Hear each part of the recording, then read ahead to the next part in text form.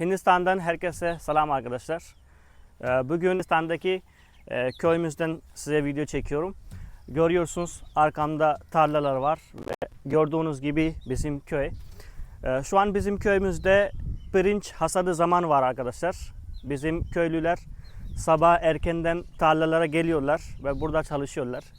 Yani sabahından erkekler, çocuklar, kadınlar hepsi buraya gelip birisi orakla biçiyor, birisi çuvala dolduruyor. Bizim köyde çoğu çiftçiler elleriyle biçiyorlar, elleriyle ekiyorlar. Çünkü bizim köyde küçük çiftçiler var ve makineler pahalı. Onun için bunun için biraz zor.